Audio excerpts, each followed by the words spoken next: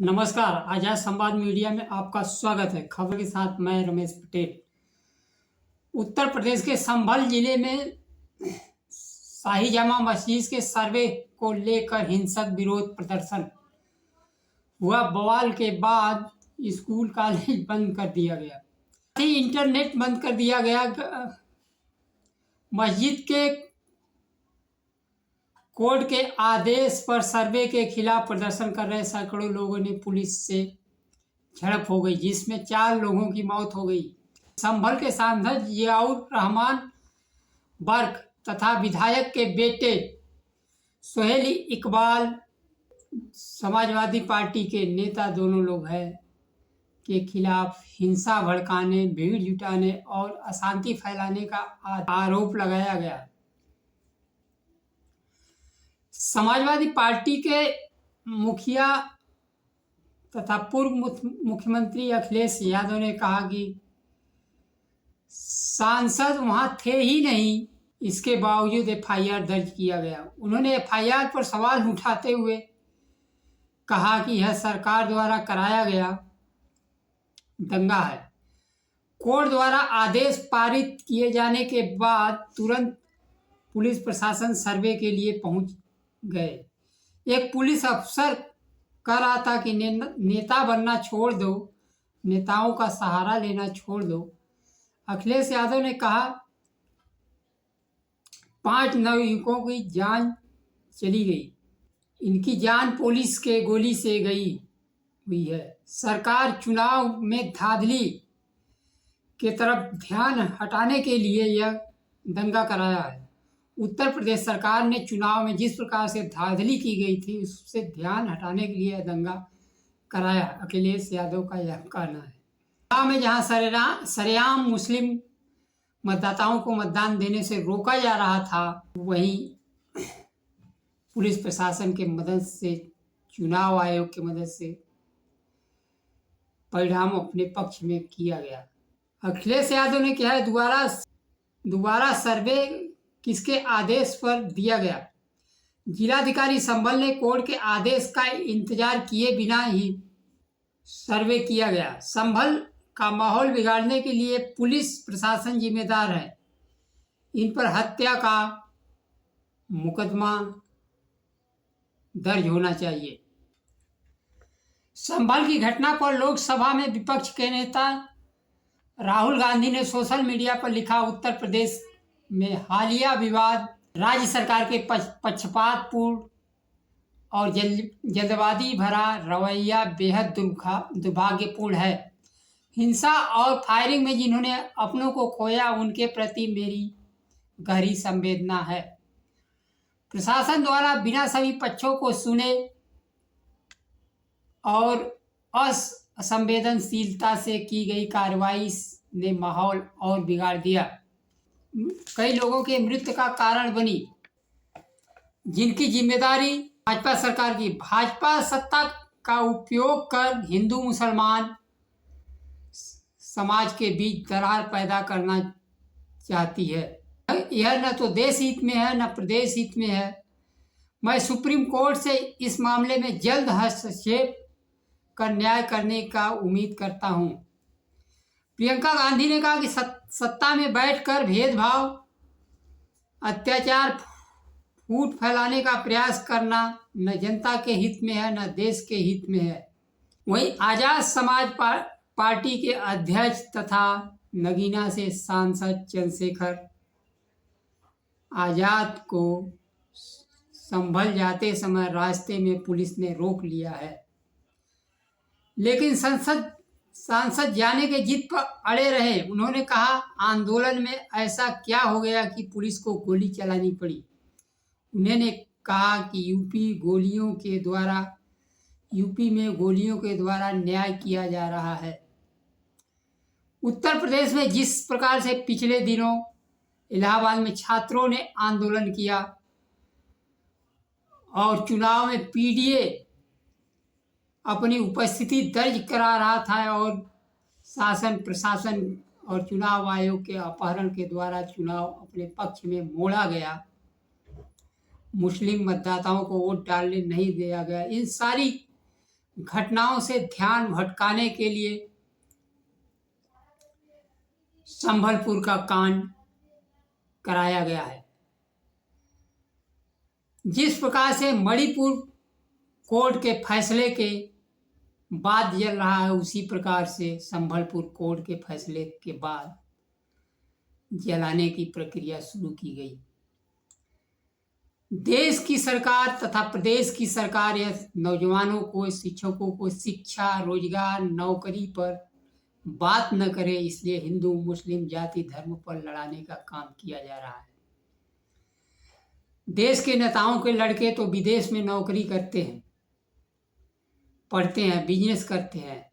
अब हिंदू मुसलमान के मोर्चे पर उनको आना पड़ेगा, क्योंकि दलित बैकवर्ड अब जितने भी दंगे फसाद हो रहे हैं वो किसी में शामिल नहीं हो रहे हैं। बहराइच के दंगे में जहां शिक्षा देने वाला, शीर्ष पर रहने वाला हिंदू धर्म का ब्राह्मण वर्ग का लड़का उन्माद करते हुए मारा गया, वहीं अब सरकार पुलिस प्रशासन से लड़ाई छेड़, पुलिस प्रशासन के माध्यम से लड़ाई लड़ रही है। दलितों पिछड़ों को अपनी शिक्षा, रोजगार पर निगाह बनाने होगा, साथ ही आरक्षण, एनएसएस पर ध्यान कायम रखने होगा। नहीं उधर दंगा दिखाया जाएगा, यह नियुक्ति हो जाएगी, आपको मिलेगा कुछ नहीं। बिहार में हिंदू मुस्लिम का नया स्क्रिप्ट। जनता दल यूनाइटेड के पूर्व अध्यक्ष तथा केंद्रीय मंत्री ललन सिंह ने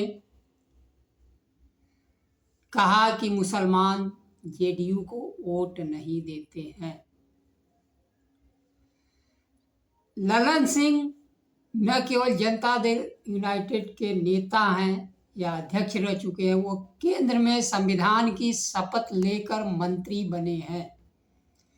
उन्हें कहने का कोई अधिकार नहीं है कि हमें यह वर्ग वोट नहीं दिया हो, क्योंकि देश में गुप्त मतदान होता है। गुप्त मतदान में कौन किसको वोट दिया वो कैसे देख लिए। बेहतर होता कि वो केंद्रीय मंत्री पद से इस्तीफा देकर बंटवारे की बात करते, हिंदू मुसलमान की बात करते। राजनीतिक तथा संविधान के खिलाफ यह बात ललन सिंह की है और मुख्यमंत्री नीतीश कुमार को अपने पार्टी कोटे से ऐसे अक्षम, जिनको संविधान की ज्ञान न हो, अशिक्षित हो, जो भेदभाव समाज में, देश में पैदा कर रहे हों, इससे लोगों को तुरंत इस्तीफा ले लेना चाहिए। लेकिन मुख्यमंत्री नीतीश कुमार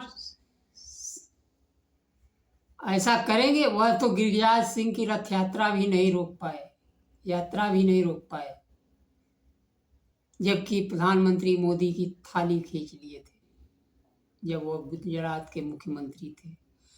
नीतीश कुमार अब अपनी जमीन खोते जा रहे हैं, अपना आधार भी गंवाते जा रहे हैं।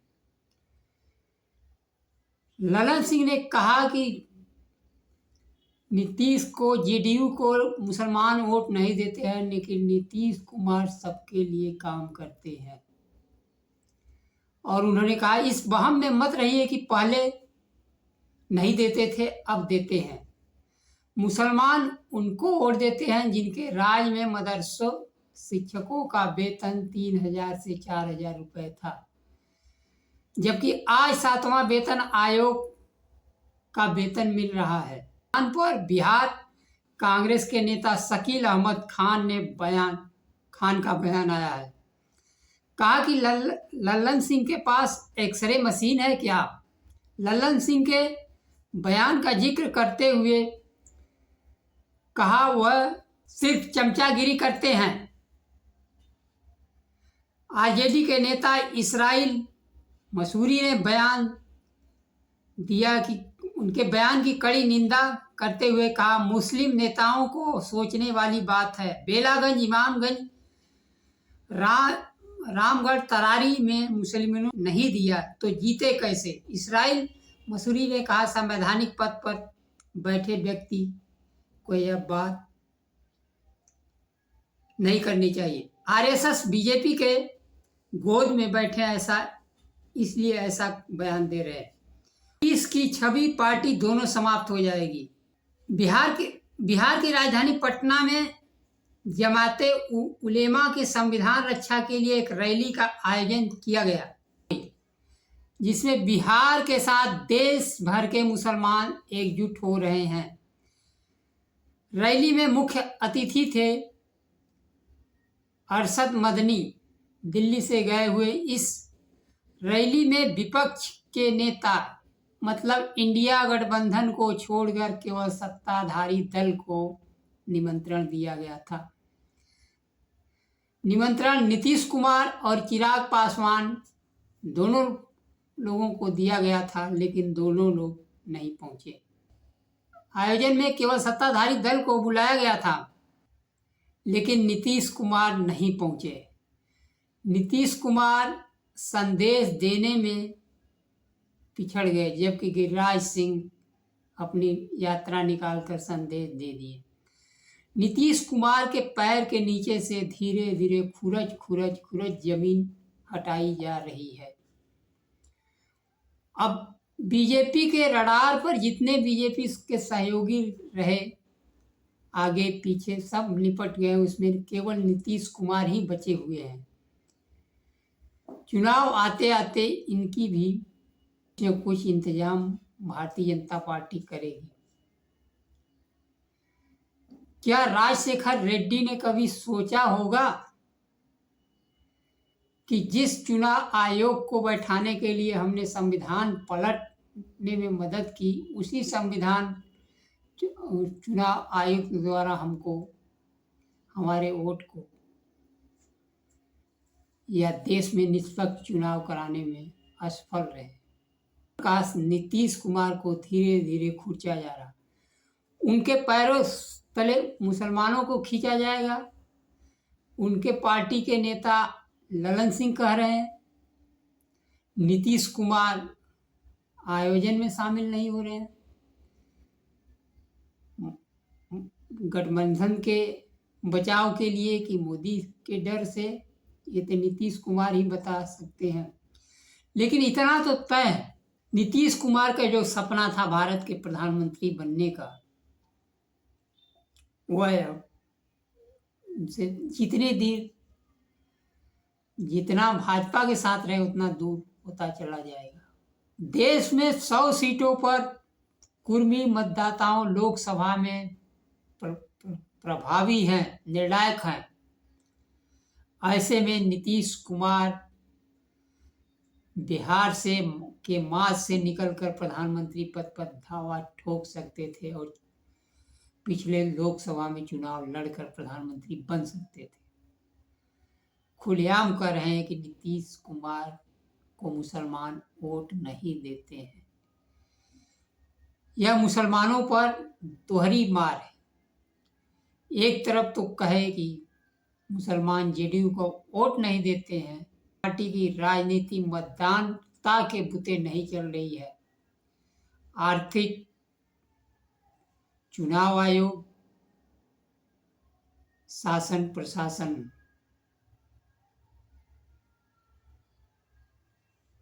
के आधार पर चल रही है। अभी जो विधानसभा लोकसभा के उपचुनाव जितने भी हुए हैं, भारतीय जनता पार्टी अपने राज्यों में, चाहे उत्तर प्रदेश हो, राजस्थान हो, मध्य प्रदेश हो, आसाम हो, हर जगह चुनाव हारी है। सारी व्यवस्था शासन प्रशासन की करते हुए, जिसमें लहरा रहे हैं कि वोट देने नहीं आना है। इस स्थिति में जनता उनके साथ में, जनता को कितना दिन बरगलाएंगे? शिक्षा, नौकरी, 30 लाख सेंटर में नौकरी खाली है। यह किसके लिए खाली रखा गया है? नेताओं के बच्चे विदेश में नौकरी करेंगे, पढ़ेंगे, और यहाँ दलित, पिछड़े, ओबीसी हिंदू मुसलमान की मशाल जलाएंगे। यह आम जनता पर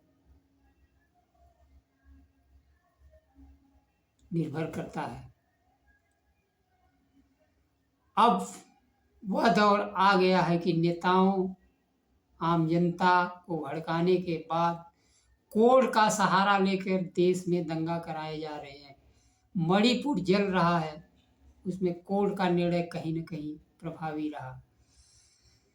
संभल का दंगा के केंद्र में भी कहीं न कहीं कोर्ट है। कोर्ट, शासन, प्रशासन मिलकर देश को गृह युद्ध की तरफ झोंकना चाहते हैं। नमस्कार, जय संविधान।